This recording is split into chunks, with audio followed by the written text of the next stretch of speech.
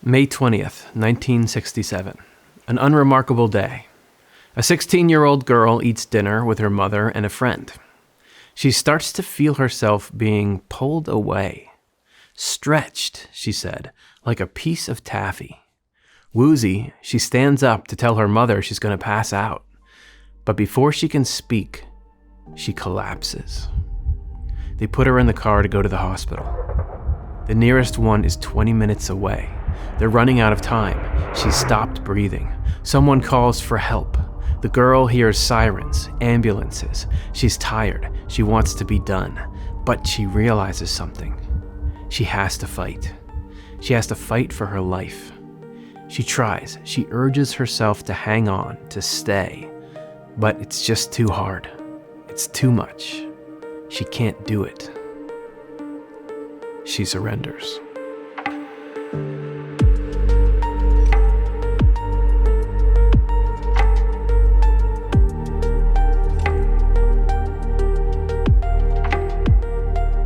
Renee Passero grew up in La Crescenta, California. It was a town so small they didn't even have a post office. Everyone knew each other. At age 4, Renee nearly died of scarlet fever. The illness lingered for years and kept her bedridden. But a sweet elderly man, who she saw around and called her granddaddy, kept her company. When later she identified her granddaddy in a photo, she learned that he had died before her mother was born. Later, her dear friend and cousin Nanette appeared to her and told her that she had died that day during a tonsillectomy. Nanette was happy but sad for her grieving parents. Renee told her mother about Nanette. Soon after, the phone rang, and Nanette's mother was on the other line, telling her that Nanette had died. At age 7, Renee was diagnosed with rheumatic fever.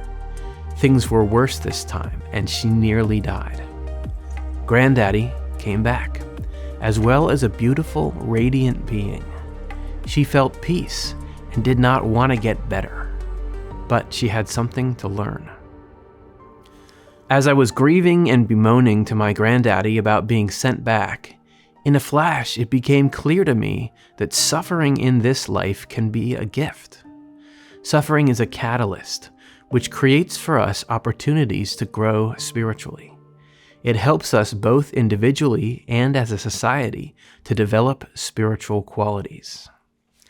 It's an arresting statement. It sounds like a bit of a paradox, but it's one that strangely enough has been echoed in other spiritual experiences. It was explained in the greatest detail by the 18th century Swedish scientist and theologian Emanuel Swedenborg, who encountered the same thing in his spiritual experiences.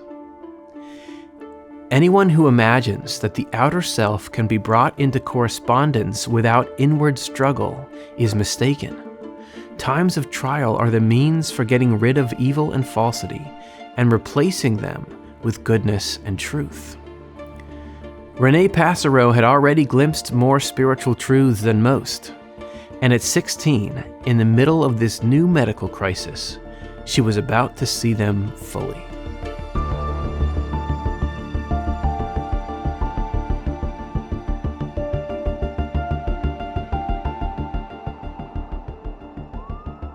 Renee was barely conscious. She heard her friend calling to her, shouting, "Renee, don't die! Don't die!" Weak, overwhelmed, Renee surrendered. She entered a state of peacefulness. She became a ball of light and energy, hovering in the crowd around her body. She could feel everything, every feeling that everyone around her was feeling. She knew what her mother, her neighbors, her friends, and the firemen were feeling. And she felt it too. She felt so alive, so peaceful. Why was everyone so sad? Suddenly, she was bumped up higher, floating above the scene of her death.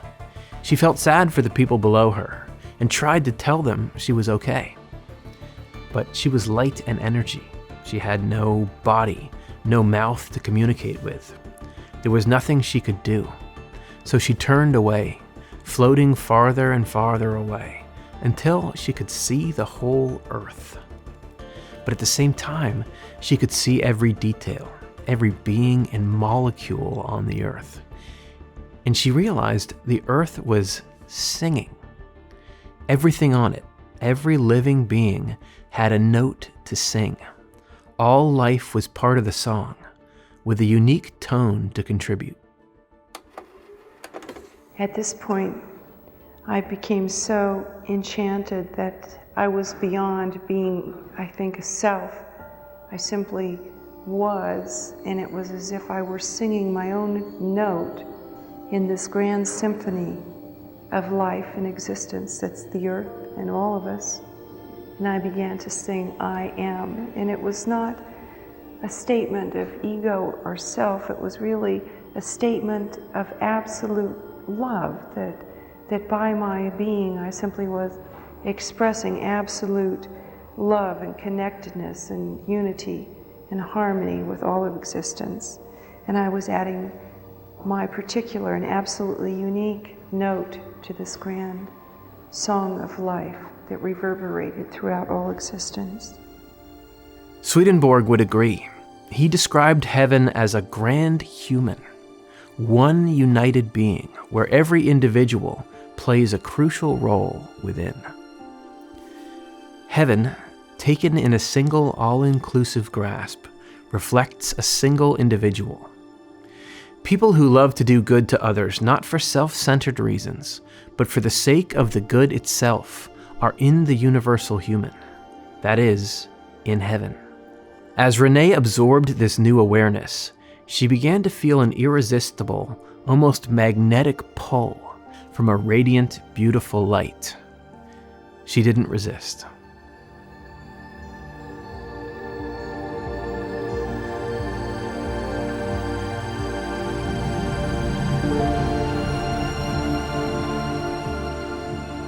The light drew her to a tunnel, a place of transition, where she was aware that other beings were there with her. They were moving, but the movement wasn't physical. Renee knew they were moved by love. She was propelled by her connection to and love for God. As she approached the end of the tunnel, she wondered if she'd be alone. Instantly, her Uncle Gene appeared. He had passed away about 1.5 years before her. She hadn't known him well when he was alive, but their reunion was joyful. And in this world, she knew him better than she ever had, being immediately aware of things about him she'd never known. He was concerned for her mother and confused that she was there, but happy to see her. Again, she felt the pull of the light. She perceived a light past her uncle, a sea of light, sound, and unconditional love. It welcomed her. I was being moved through the sea of light on waves of greater and greater and increasing love. Then again, in an instant like that, I entered the center of the sea of light, which was, to me, the essence of all essences, the source of all sources, the source of all life and all reality and existence. And with the entering into this sun, I can best describe it, it was as if I had become the quintessential phoenix.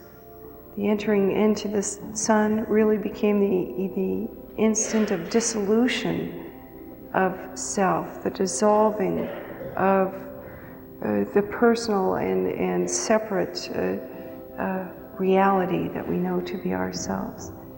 And this state of absolute nothingness as an individual, but this was a state of being in and of, and because of the light, was to me the apex of everything that I could have ever hoped for. It was really the desire of all desires, to be as nothing in this loving and powerful and incredibly beautiful light. It seemed that I existed in that state of nothingness really for a time beyond time. And yet, then again, I was gathered together as an individual. It was as if I had become sands upon a shore, and I was gathered together and put back as the individual that I had always known as my own consciousness. The same blissful interplay between being a part of the whole and being our own person was articulated by Swedenborg as well. The more closely we are united to the Lord, the more clearly we seem to have our own identity, and yet the more obvious it is to us that we belong to the Lord. Next, Renee entered her life review, a common feature of near-death experiences. She felt loved and cared for as she experienced her life again, but this time from the perspective of everyone involved in each moment simultaneously. She was stunned to learn that what mattered the most were the small acts of kindness.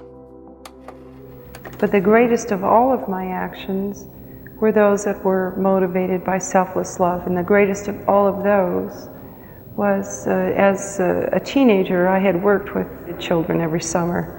And I had taken aside a young boy who was particularly difficult and particularly obnoxious and abrasive and usually rejected by the people in the camp and the children and the counselors and whatnot. And I had taken him aside one hot summer day and sat him on a wall and gave him some punch and saying to him, and I simply wanted to express to him that he was precious, that he was unique, that he was lovable by his very existence. I wanted really to express a sense of selfless love to this child who seemed to be abandoned and rejected and viewed as worthless to all. This was an action that no one recognized. It was an action that I didn't even remember until the near-death experience. But this was to have committed such an action, to have shown love to another individual, regardless of their deservingness or their station or the recognition of anyone in this world, to show forth selfless love, just an instant of selfless love in our lives. To have done that, to have achieved that, was greater than to have, if I had become President of the United States or won the Nobel Peace Prize. Swedenborg called this reliving of our events our book of life. All our deeds and all our thoughts are written on our whole person and seem as though they are read from a book when they are called out of our memory. They appear in a kind of image when our spirit is looked at in heaven's light. Swedenborg also placed an emphasis on love. For him, this is our essential quality, the only thing that determines our eternal life. We do need to recognize, though, that volition makes us who we are. Love or intent is the actual person, for the things that come forth belong to the person they come forth from. Renee learned what mattered, but now she wondered what comes next, for humanity and for her.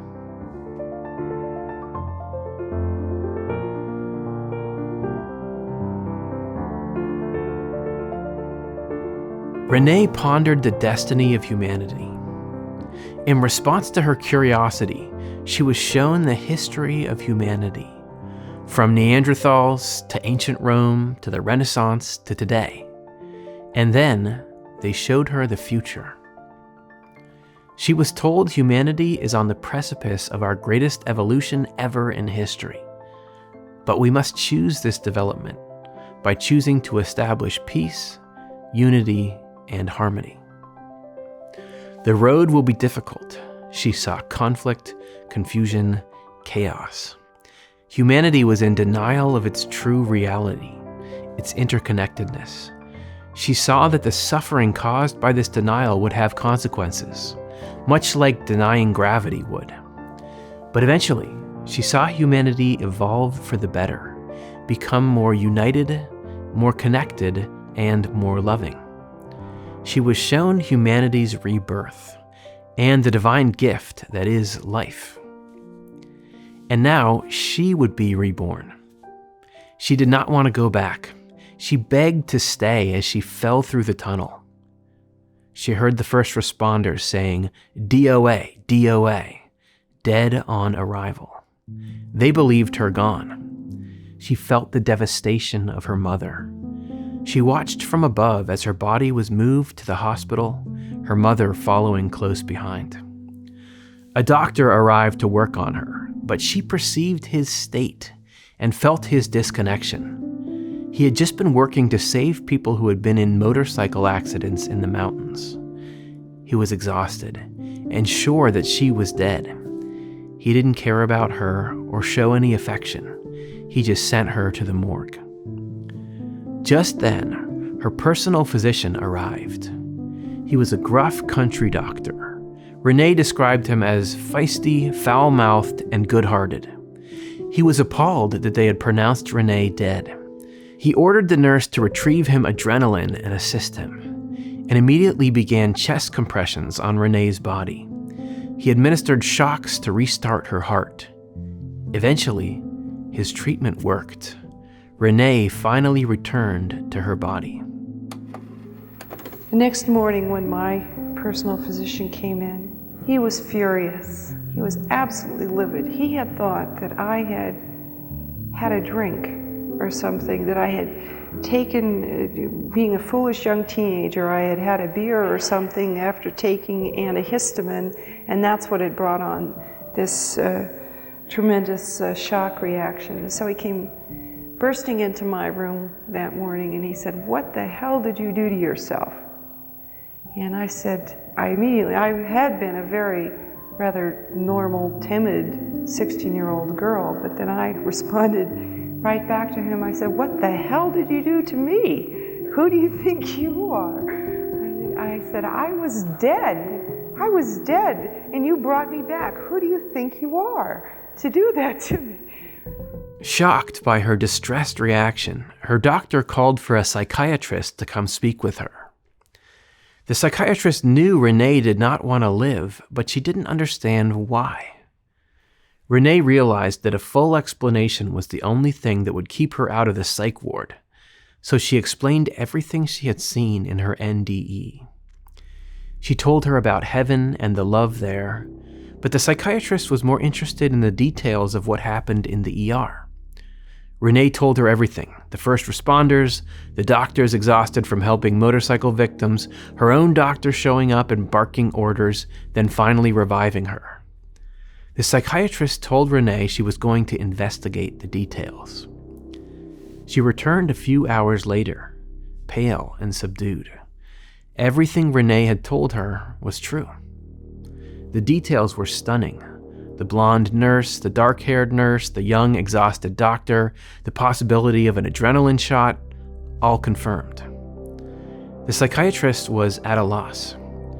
She suggested Renee speak to someone in the clergy about what she had seen, or else never talk about it again, even with people she knew. Swedenborg would have understood why her return was so devastating. Heaven isn't a distant place that we go after death. It's a state that we carry within us. And once you've felt it fully, the loss is real. Heaven is within us, and people who have heaven within them come into heaven. The heaven within us is our acknowledgement of the divine and our being led by the divine.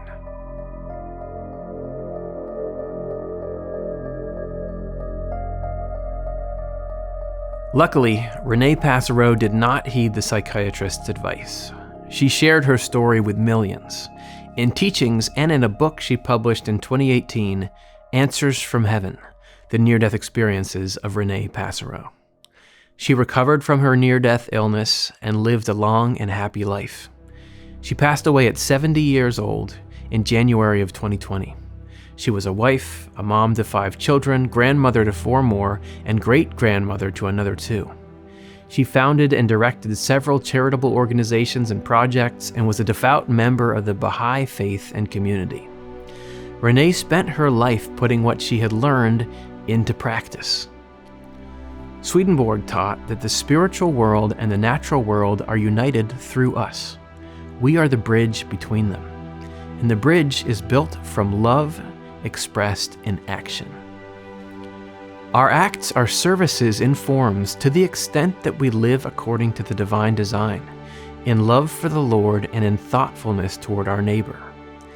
It is humankind through which the natural world is united to the spiritual world. We are the means of the union. Renee is now, presumably, in the place she described, still the embodiment of peace, unity, and love. Every action that one takes is like a stone cast in the water.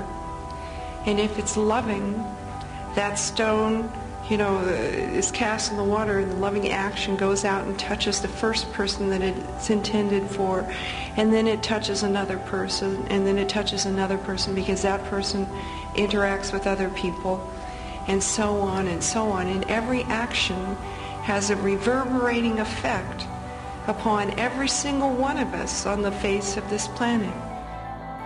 What you love and why is the only thing the universe is measuring. Renee Passereau spent a lifetime proving it. Hey everybody, thanks for watching. Hope you enjoyed that episode of the NDE Files. This show is produced by the not-for-profit Swedenborg Foundation. If you want to support us and the creation of this program, consider becoming a member of this channel. You'll get some cool perks and help know that you're spreading this content out for the next person to find. Thanks.